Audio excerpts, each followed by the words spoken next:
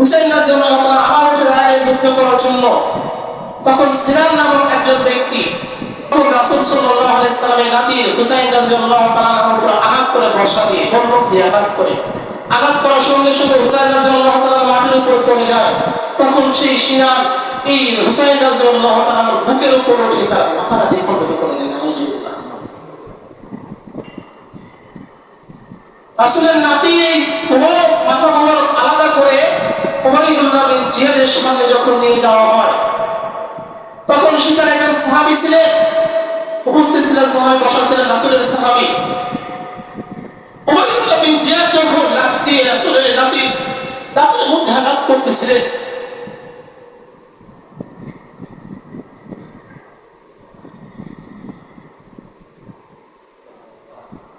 আর চেহারার মধ্যে আঘাত করতেছিলেন, তখন সেই সাহাবী বললেন, তুমি জানো এই মুখে রাসূল কতবার ছোঁয়া দিয়েছে?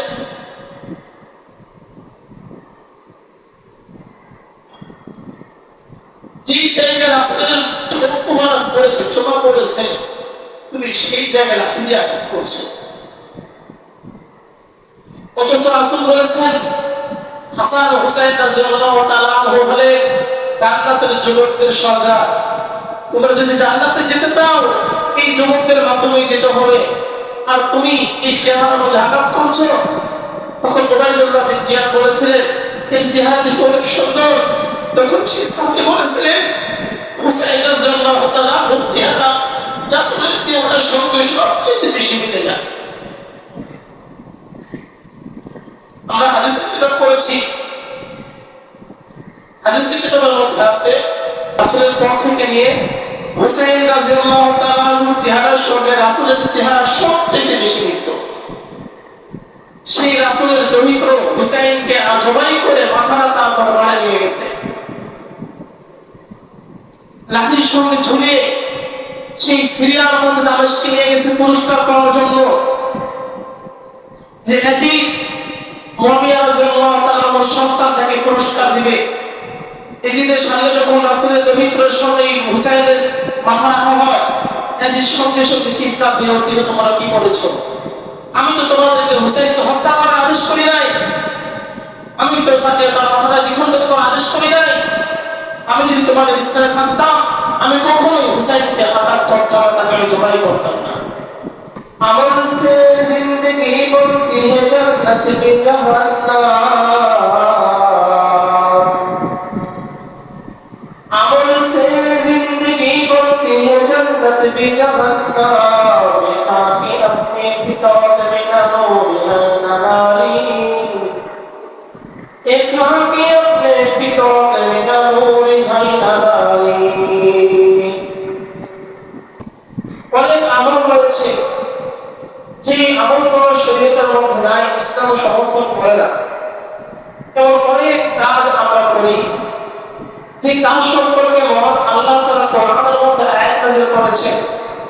আল্লাহ তাআলা বলেন, কুল হাল নুনাব্বিউকুম বিল আখসারিনা আমালা,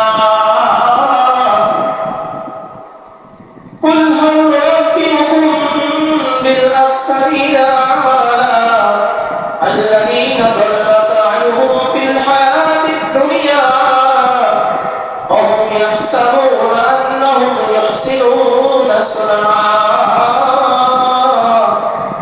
মহান আল্লাহ তাআলা পবিত্র কোরআনের মধ্যে বলেন, কুল হাল নুনাব্বিউকুম, ও নবী আপনি তাদেরকে বলে দেন, জানিয়ে দেন তাদেরকে। নবীকে বলেন, নবী বলেন, আমি তোমাদেরকে এমন বিষয় সংবাদ কি দান করব না, বিল আখসারিনা আমালা, অনেক মানুষ আমল করে যে আমলগুলো হতে হবে ক্ষতিগ্রস্ত আমল, ক্ষতিগ্রস্ত কাজ। কুল হাল নুনাব্বিউকুম বিল আখসারিনা আমালা আল্লাযীনা দাল্লা সা'য়ুহুম ফিল হায়াতিদ দুনিয়া, যে আমলগুলো পার্থিব জীবনে ক্ষতিগ্রস্ত করা ছাড়া আর কিছুই করতে পারে না। ওয়া হুম ইয়াহসাবুনা আন্নাহুম ইউহসিনুনা সুনআ, অথচ যারা সেই আমলগুলো করে, যারা যে সমস্ত ব্যক্তি সেই কাজগুলো করে, আমলগুলো করে, তারা ধারণা করে আমরা তো ভালো কাজই করছি, সঠিক কাজই করছি, অথচ আল্লাহ তাআলার নিকট সেই কাজের বিন্দু পরিমাণ মূল্যবান দাম নাই। এই সম্পর্কে আল্লাহ তাআলা বলেন অহুম ইয়াহসাবুনা আন্নাহুম ইউহসিনুনা সুনআ। মানুষ ধারণা করে আমি যে কাজটা করছি এই কাজটা মনে হয় অনেক পুণ্যের কাজ, অনেক নেকির কাজ, অথচ আল্লাহ তাআলার কাছে সেই কাজের বিন্দু পরিমাণ মূল্য নাই, দাম নাই। অনেক কাজ এমন আছে এই মহরমকে কেন্দ্র করে, 10 মহরম বা আশুরা দিনকে কেন্দ্র করে এই ধরনের কাজ আরো বেশি সংঘটিত হয়। হাসান ও হুসাইন রাদিয়াল্লাহু তাআলা আনহু, তাদের পিতার নাম কি? হযরত আলী রাদিয়াল্লাহু তাআলা আনহু, এবং তাদের মায়ের নাম হযরত ফাতেমা রাদিয়াল্লাহু তাআলা আনহা। রাসূল 7 হিজরিতে মুআবিয়া রাদিয়াল্লাহু তাআলা আনহু ইন্তিকাল করেন। ইন্তিকালের পূর্বে তার সন্তান ইয়াজিদকে খিলাফতের দায়িত্ব দিয়ে যান, রাষ্ট্র ক্ষমতার দায়িত্ব দিয়ে যান।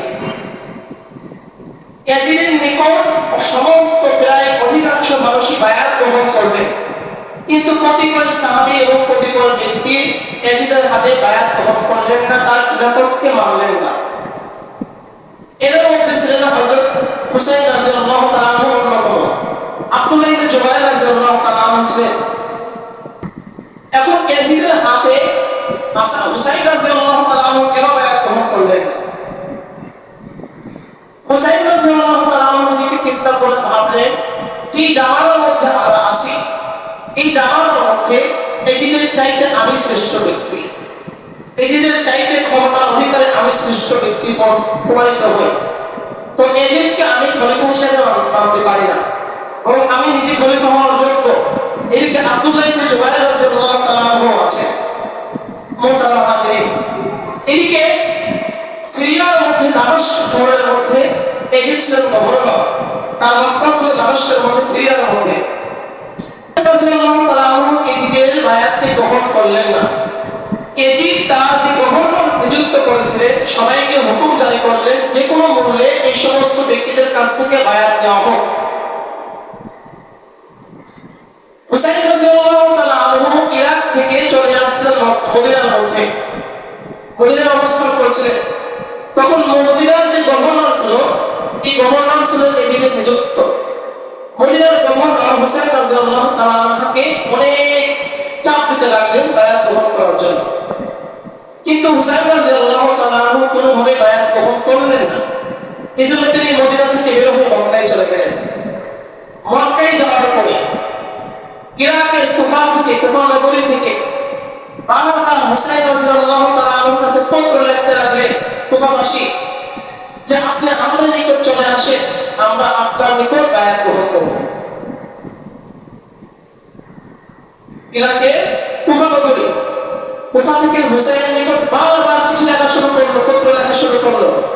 একবার, দুইবার, তিনবার হুসাইন রাদিয়াল্লাহু তাআলা বিশ্বাস করতে পারলেন না, কিন্তু শতাধিক চিঠি যখন আসলো হুসাইন রাদিয়াল্লাহু তাআলা আনহুর নিকট, তখন হুসাইন রাদিয়াল্লাহু তাআলা চিন্তা করলেন এটা চিঠি যখন আসছে, আমি যদি তাদের নিকট না যাই তাহলে সমস্ত ব্যক্তিগুলো গোমরাহ হয়ে যাবে, তারা কারো নিকটই বায়াত গ্রহণ করবে না, সুতরাং আমার সেখানে যাওয়া উচিত।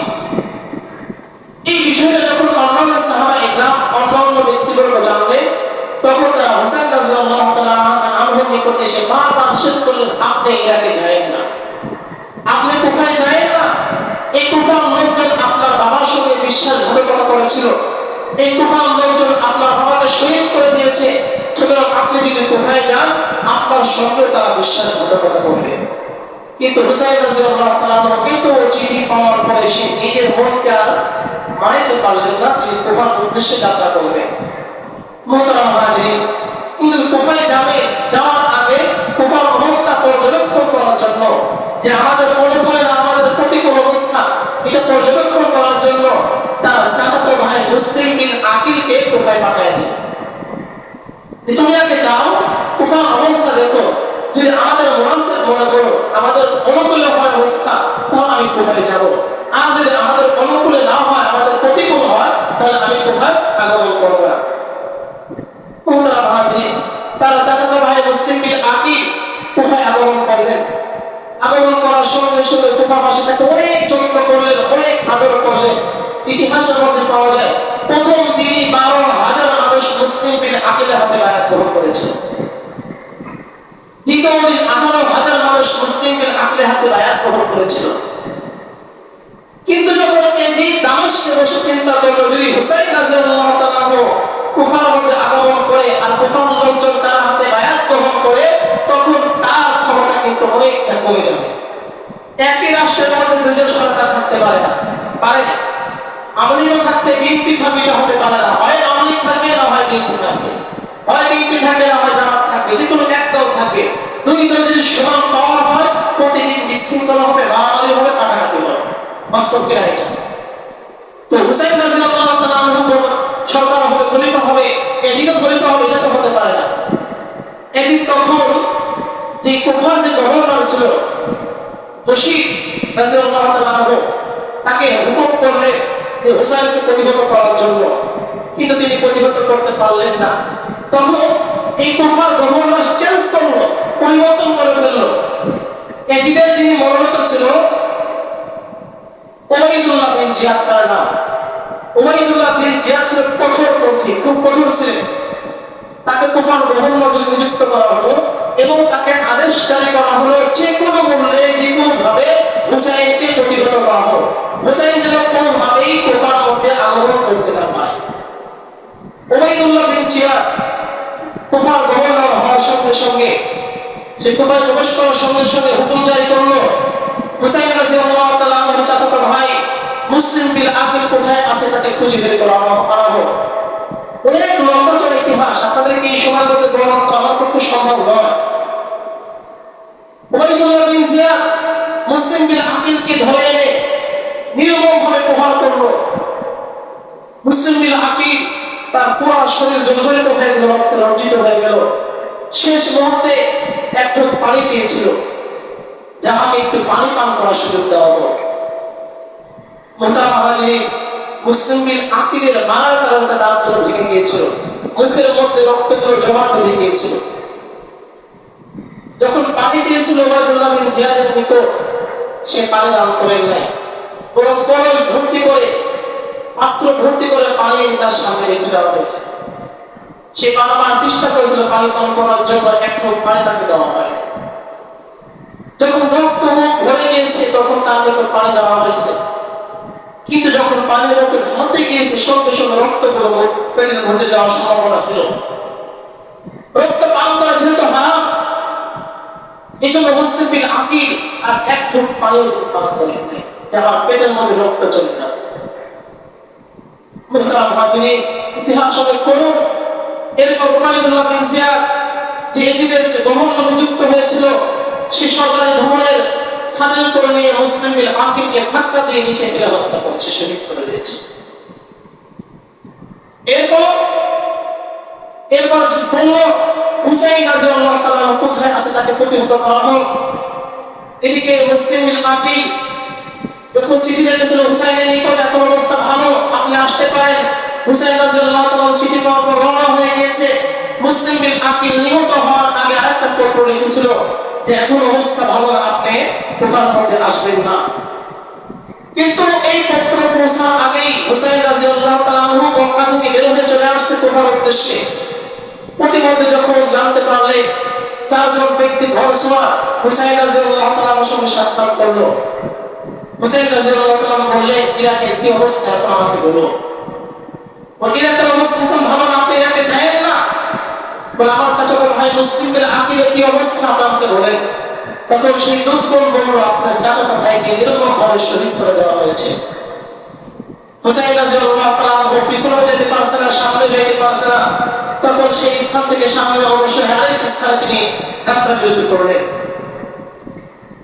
উবাইদুল্লাহ বিন জিয়াদ হুর বিন কায়েস তাকে নিযুক্ত করলো হুসাইনকে প্রতিহত করার জন্য।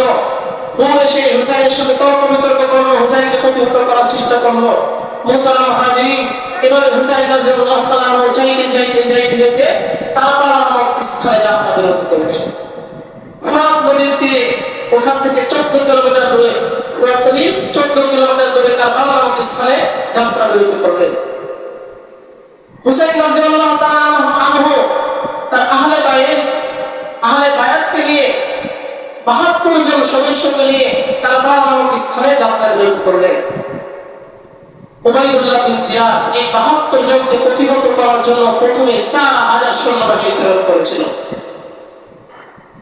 প্রথমে ১,০০০ হুরকে পাঠাইছিল, তারপরে ৪,০০০ পাঠাইছে। তারপরে তিনি ভয় পাইছেন যে হুসাইনকে মনে হয় প্রতিহত করা যাবে না।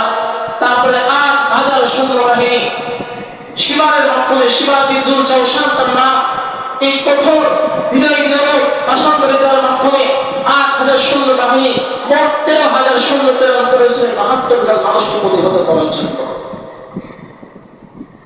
হুসাইন রাদিয়াল্লাহু তাআলা আনহুর নিকট যখন তারা আগমন করলেন, যাওয়ার পরে বলল, সামনে আর অগ্রসর হওয়া যাবে না, হয় আপনি জিয়াদের, হয় আপনি ইয়াজিদের হাতে বায়াত গ্রহণ করবে, না হয় আমাদের সঙ্গে যুদ্ধ লিপ্ত হওয়া। মুহতারাম হাজির, হুসাইন রাদিয়াল্লাহু তাআলা বললেন, আমি তো তোমাদের সঙ্গে যুদ্ধ করার জন্য এখানে আগমন করি নাই। আমাকে দাওয়াত করা হয়েছে, আমার নিকট পত্র লেখা হয়েছে, এই যে দেখেন ছোট ছোট পত্র ব্যাগ থেকে বের করে দেখাইলে, কিন্তু তারা বলল এইগুলো আমরা মানি না, হয় এজিদের হাতে বায়াত গ্রহণ করতে হবে, না হয় আমাদের সঙ্গে যুদ্ধ করতে হবে। তখন হুসাইন রাদিয়াল্লাহু তাআলা আনহু তাদেরকে ৩টা প্রস্তাব দিয়েছিলেন। এবং প্রস্তাব একজন মুসলমান হিসেবে একজন মুসলমানের এই প্রস্তাব কখনো প্রত্যাখ্যান করতে পারে না। হুসাইন রাদিয়াল্লাহু তাআলা বলেছিলেন যে আমাকে আমার মক্কায় ফিরে যেতে দিন, আমি আপনাদের সঙ্গে যুদ্ধ করব না, আমি কুফায়ও যাব না, আমি ইরাকেও যাব না, আমি দামেস্কেও যাব না, আমাকে মক্কায় ফিরে যেতে দেন। তারা এই প্রস্তাব গ্রহণ করেন নাই। ২ নম্বর প্রস্তাব দিয়েছিল, আমাকে সরাসরি ইয়াজিদের সঙ্গে সাক্ষাৎ করার সুযোগ করে দেন, আমি সরাসরি ইয়াজিদের সঙ্গে সাক্ষাৎ করব। তাকে এই সুযোগটা দেওয়া হয় নাই। ৩ নম্বর প্রস্তাব দিয়েছিল হুসাইন রাদিয়াল্লাহু তাআলা আনহু, আমি তোমাদের সঙ্গে যুদ্ধ করতে চাই না, তোমরাও তো মুসলমান, আমি আমার হাতে মুসলমানের রক্ত ছড়াইতে চাই না, বরং আমাকে মুসলমানদের কোনো সীমান্তবর্তী এলাকায় পাঠাইয়া দেওয়া হোক, আমি সেখানে কাফেরদের সঙ্গে যুদ্ধ করে আমার জীবনটা উৎসর্গ করে দেব। মুহতারাম হাজিরিন, কিন্তু এই পাষাণ্ড মানুষগুলো হুসাইন রাদিয়াল্লাহু তাআলা আনহু একটা প্রস্তাব তারা গ্রহণ করল না। তাদেরকে বিরক্ত করে ফেলল। এই ৭২ জন মানুষ পানির পিপাসায় কাঁপতে লাগলো। ফুরাত নদীর পানি তাদের জন্য ৩ দিন পর্যন্ত বন্ধ করে রাখা হয়েছে। মুহতারাম হাজিরিন, যে ফুরাত নদীর পানি কাফেররা খাইছে, মুশরিকরা পান করছে, বনের শুকুর, কুকুর, বাঘ, সিংহ সবাই পান করেছে, কিন্তু রাসূল সাল্লাল্লাহু আলাইহি সাল্লামের দরিদ্র তার পরিত্যক্ত নাতি, যে রাসূলের কারণে আল্লাহ তাআলা পৃথিবী সৃষ্টি করলেন, যে রাসূলকে পাঠাইলেন সেই জামানায়, যে রাসূলের জন্য সমস্ত উবাইদুল্লাহ বিন জিয়াদ সহ সবাই ইসলাম ধর্ম গ্রহণ করতে পেরেছেন, যে রাসূলের কারণে জাহান্নামীদের তালিকা থেকে জান্নাতের তালিকা তাদের নাম লেখা হয়েছিল, সেই রাসূলের কলিজার টুকরা সন্তান, রাসূলের কলিজার টুকরা নাতি হুসাইন রাদিয়াল্লাহু তাআলা সহ আহলে বায়াতের ৭২ জন লোককে ৩ দিন পর্যন্ত ফুরাত নদীর পানি পান করতে দেয়নি। ছোট্ট ছোট্ট বাচ্চা ছিল সেটা, যারা দুধ পান করত, তাদের মায়েরা পানির তৃষ্ণায় আহাজারি করতে লাগছিলেন, কিন্তু তীর দিয়ে দাঁড়িয়ে আছে ফুরাত নদীর তীরে, যে পানি পান করতে আসবে তীর নিক্ষেপ করে কলিজা ছিদ্র করে ফেলবে। মুহতারাম হাজিরিন, যখন ৩ দিন অতিবাহিত হয়ে গেল, তখন উবাইদুল্লাহ বিন জিয়াদের পক্ষ থেকে আবেদন করা হলো, এখন আর সময় নেই, আমাদের সঙ্গে যুদ্ধ করতে হবে। তখন হুসাইন রাদিয়াল্লাহু তাআলা আনহু বললেন, এই ঘটনা হচ্ছে নয় মহরমের ঘটনা, আমাকে একদিনের সময় দেওয়া হোক, আগে মহরমের ঘটনা, আমাকে একদিনের সময় দেওয়া হোক, আমি তোমাদের সঙ্গে যুদ্ধ করব। এই একদিন আমি আল্লাহ তাআলার সামনে নামাজ পড়ব, কোরআন তেলাওয়াত করব, জিকির করব। তখন একদিন তাকে সময় দেওয়া হয়। ৯ মুহররম অতিবাহিত হওয়ার সঙ্গে সঙ্গে ১০ মুহররম সকাল থেকে সূর্য উদিত হওয়ার আগে থেকে যুদ্ধ শুরু হয়। এই ৭২ জন মানুষ বীর বিক্রমের সঙ্গে ১৩,০০০ মুসলমান ওই কঠোরপন্থী জালিমদের বিরুদ্ধে যুদ্ধ করে। মুহতারাম হাজিরিন, একে একে সবাই শাহাদাত বরণ করে। ছোট্ট শিশু আলী আসগর জান্নাত, তার বুকের মধ্যে তীর নিক্ষেপ করে তাকে শহীদ করে দেওয়া হয়। শিবার ছিল সবচেয়ে বড় জালিম, সে মহিলাদের তাঁবুর মধ্যে আগুন দিতে আসলো। হুসাইন রাদিয়াল্লাহু তাআলা আনহু বললেন, এই কাপুরুষ মহিলাদের তাঁবুর মধ্যে আগুন দেওয়ার প্রয়োজন নাই, আমার সঙ্গে যুদ্ধ করো। মুহতারাম হাজিরিন, হুসাইন রাদিয়াল্লাহু তাআলা আনহু যুদ্ধ করতে করতে ক্লান্ত হয়ে গেলেন, কিন্তু হুসাইন রাদিয়াল্লাহু তাআলা আনহু গায়ে তাকে আঘাত করবে এরকম সাহস তো দেখাচ্ছিল না। হুসাইন রাদিয়াল্লাহু তাআলা যুদ্ধ করতে করতে তার তাবুর সামনে বসে পড়লেন। চতুর্পাশ থেকে তাকে ঘেরাও করে ফেলেছে। এখন একে অপরকে বলে তুমি তাকে আঘাত করো, সে বলে তুমি আঘাত করো, সে বলে তুমি আঘাত করো, আমি কেন আঘাত করতে যাবো। মানে কোন ব্যক্তি রাসূলের নাতির গায়ে আঘাত করে সাহস পাচ্ছে না। তখন একজন ব্যক্তি নুসাইর, যার নাম, এই নুসাইর নামক ব্যক্তি সে বেশি সাহস দেখায় গিয়ে রাসূলের কলিজার টুকরা হুসাইন রাদিয়াল্লাহু তাআলা ঘাড়ের উপর তলোয়ার দিয়ে আঘাত করে। আঘাত করার সঙ্গে সঙ্গে তার ঘাড় থেকে বস্তুগুলো আলাদা হয়ে যায়, ছিদ্র হয়ে যায়। হুসাইন রাদিয়াল্লাহু তাআলা পানির পিপাসায় একদম অস্থির হয়ে উঠলেন। তার জামা খুলে, পাঞ্জাবি খুলে এই আঘাতপ্রাপ্ত স্থানে বাঁধলেন।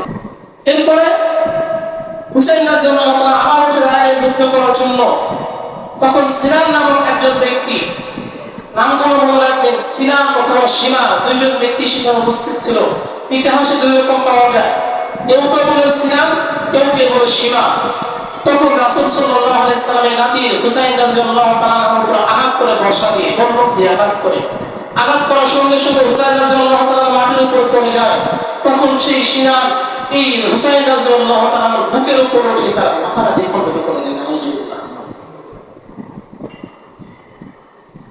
রাসূলের নাতি এই মাথা মোবারক আলাদা করে উবাইদুল্লাহ বিন জিয়াদের সামনে যখন নিয়ে যাওয়া হয়, তখন সেখানে একজন সাহাবী ছিলেন, উপস্থিত ছিলেন, সাহাবী বসা ছিলেন, রাসূলের সাহাবী।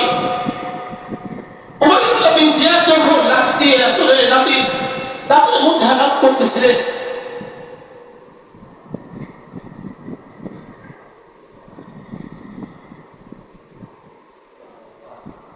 আর চেহারা মধ্যে আঘাত করতেছিলেন, তখন সেই সাহাবী বললেন, তুমি জানো এই মুখে রাসূল কতবার ধোয়া দিয়েছে?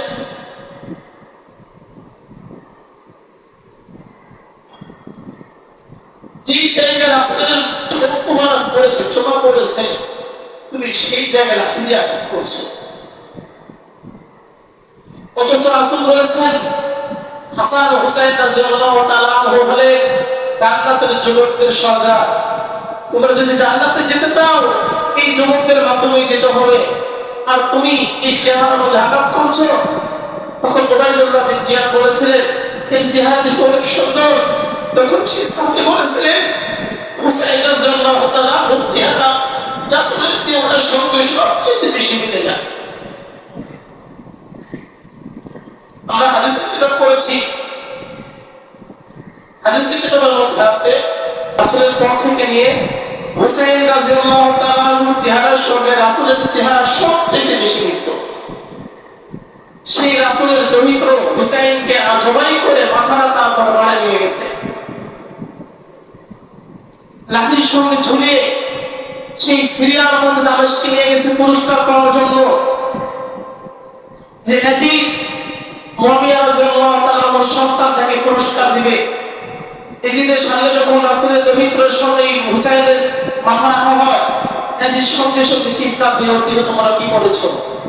আমি তো তোমাদেরকে হুসাইনকে হত্যা করার আদেশ করি নাই, আমি তো তাকে তার মাথাটা দ্বিখণ্ডিত করার আদেশ করি নাই। আমি যদি তোমাদের স্থানে থাকতাম, আমি কখনোই হুসাইনকে আঘাত করতাম না, তাকে আমি জবাই করতাম না। কিন্তু ইয়াজিদ আদেশ না করলেও তার নিযুক্ত গভর্নর এই কাজটা সম্পাদন করেছে। তখন ইয়াজিদ বিন্দু পরিমাণ পুরস্কার তাদের দেয় নাই, বরং তাদেরকে তিরস্কার করে দরবার থেকে বের করে দিয়েছে। কিন্তু কথা হলো, আমরা জানি, অনেকেই বিশ্বাস করি, মনে করি যে ইয়াজিদ হুসাইনকে হত্যা করেছে। ইয়াজিদ সরাসরি হুসাইনকে হত্যা করে নাই, শহীদ করে নাই। ইয়াজিদের নিযুক্ত গভর্নর উবাইদুল্লাহ বিন জিয়াদের নেতৃত্বে সীমা অথবা সিনান তাকে হত্যা করেছে। কিন্তু ইয়াজিদ, সমস্যা হলো, সরকার যে থাকে, সরকার প্রধানের নেতৃত্বে তার ক্ষমতা থাকা অবস্থায় তার এমপি মন্ত্রী যদি কাউকে হত্যা করে বা তার নেতৃত্বে হত্যা করে, তাহলে এই তার দায়ভার সরকারের উপর যায় কিনা? অবশ্যই সরকারের উপর যায়। যদি কোনো এমপি কাউকে হত্যা করে অথবা এমপির নেতৃত্বে কাউকে হত্যা করা হয়, তাহলে সেই দায়ভার অবশ্যই সরকারকে নিতে হয়। ইয়াজিদের গভর্নর থাকা অবস্থায়, ইয়াজিদ ক্ষমতা থাকা অবস্থায় তার গভর্নরের নেতৃত্বে হুসাইনকে শহীদ করা হয়েছে, কিন্তু এই দায়ভার অবশ্যই ইয়াজিদকে নিতে হবে। এবং ইয়াজিদ এই জন্য কোনো বিচার করে নাই, কোনো পদক্ষেপ নেয় নাই যে উবাইদুল্লাহ বিন জিয়াদকে বের করে দিবে রাষ্ট্র থেকে বা তাকে ফাঁসি দিবে, কোন পদক্ষেপ গ্রহণ করে নাই। এই জন্য আহলুস সুন্নাহ ওয়াল জামাত আমাদের ইমামগণ বলেন, আমরা ইজিদকে গালি দেবো না, তাকে খারাপ মনে করবো না, তবে তাকে আমরা ভালো মানবো না, তাকে গালি দেবো না, মধ্যম পন্থা আমরা অবলম্বন করবো। কারণ তিনি ছিলেন মুআবিয়া রাদিয়াল্লাহু তাআলার সন্তান। তিনি সরাসরি আদেশ না করলেও যেহেতু তার অধীনস্থ ব্যক্তি তাকে হত্যা করেছে, শহীদ করেছে, এই জন্য তার দায়ভার তাকে গ্রহণ করতে হবে। কিন্তু এই জন্য আমরা এজিদের পিতা মুআবিয়া রাদিয়াল্লাহু তাআলাকে গালমন্দ করবো, এটা কখনোই সম্ভব না। কারণ মুআবিয়া রাদিয়াল্লাহু তাআলা অনেক বড় একটা সাহাবী ছিলেন। এই হলো কারবালার ইতিহাস। যে সমস্ত ব্যক্তি হুসাইন রাদিয়াল্লাহু তাআলাকে শহীদ করেছিলেন তাদের কারোর পরিণতি ভালো হয় নাই। মনে রাখবেন, পৃথিবীতে যারাই জুলুম করবে, যারাই জালেম হয়ে উঠবে, পৃথিবীর ইতিহাস আছে আজ পর্যন্ত কারোর পরিণতি ভাগ্য ভালো হয় নাই, কারোর না। যে সমস্ত ব্যক্তিরা হুসাইন রাদিয়াল্লাহু তাআলাকে শহীদ করেছিলেন এদের প্রত্যেকের ইতিহাস আপনারা দেখেন, নির্মম ভাবে তাদের নির্বৃত্ত হয়েছে। উবাইদুল্লাহ বিন জিয়াদ সে যখন মারা যায়, তার লাশটা যখন রাখা হয়, সবার সামনে বড় একটা সাপ তার নাকের মধ্যে দিয়ে ঢুকে মুখ দিয়ে বের হচ্ছিল। বাবা দুনিয়াতে আযাব দেখাই দিয়েছে আল্লাহ তাআলা। এখন আসলে এই 10 মুহররম আমরা কিভাবে পালন করব? আগেই বলেছিলাম এই দিনে রোজা রাখতে হবে, একদিন আগে মিলিয়ে অথবা একদিন পরে মিলিয়ে। আজকে 10 মুহররম, আজকে রাখবেন অথবা কালকে রাখবেন, এই 2 দিন, আজকে আর কালকে 2 দিন মিলিয়ে রাখবেন 10 মুহররম। রাসূল বলেছেন যে সিয়াম ইয়াউমি আশুরা ইন্নী আহতাসিবু আলাল্লাহি আন ইয়াগফিরা সালাতাল্লাতী ক্বাবলা। যে ব্যক্তি মুহররমে রোজা রাখবে আমি আশা করি আল্লাহ তাআলা তার পিছনের 1 বছরের গুনাহগুলো মাফ করে দিবেন। সুবহানাল্লাহ। এবং এই দিনে মাতম করা, জুসকে জুলুস করা, বোমাবাজি করা, ফটকা ফুটানো, এই ধরনের কোন ইতিহাস, এই ধরনের কোন রীতি কোথাও পাওয়া যায় না। এবং অনেকেই দেখবেন আমাদের শিয়া সম্প্রদায় যারা আছে বিভিন্ন তরবারি নিয়ে, লাঠি নিয়ে তাদের পিঠের উপর আঘাত করে, হাই হাসারা হাই সন্তানে নিজের পিঠের উপর আঘাত করে রক্ত রঞ্জিত করে শরীরটা। আচ্ছা বলুন তো, এই শরীরটা আল্লাহ দেওয়ার আমানত আমাদের নিকট। শরীর যদি কেটে যায়, অসুস্থ হয়, চিকিৎসা করার সুন্নাত আপনারা জানেন না? যে অসুস্থ হয় আমরা চিকিৎসা করি না, কেন চিকিৎসা করি? আপনি দেহটা ফেলে দেন এভাবে, ক্যান্সার হয়েছে চিকিৎসা করেন কেন? জ্বর হয়েছে চিকিৎসা করেন কেন? রাসূল নিজে চিকিৎসা করেছেন, চিকিৎসা করতে বলেছেন, সুন্নাত এটা। তা এই দেহটা আমাদের নিকট আমানত। এই দেহ যদি সমস্যা হয় চিকিৎসা করার সুন্নাত, সব হবে বাদে। আঙ্গুল কেটে ফেলা আল্লাহ কোথাও আদেশ করেন তোমার শরীরের উপর হাত দাও তুমি। তাহলে আমি যদি হাই হাসানা হাই সন্তান পিঠে আঘাত করে রক্ত রঞ্জিত করি, আমার কাছে যে আমানত ছিল আমাদের খেয়াল করলাম আমি, এবং রক্ত রঞ্জিত করা আমার দেহটা, এটা ইসলাম সমর্থন করে না। বরং যদি হাসান আর হুসাইনের জন্য দুঃখ প্রকাশ করতেই হয়, কিছু করতেই হয়, আপনি কোরআন খতম করে, 1 খতম কোরআন খতম করে তাদের নিকট সওয়াব পোষান। আপনি রোজা রাখেন, জিকির করেন, এইগুলো করে তাদের নিকট সওয়াব পোষান।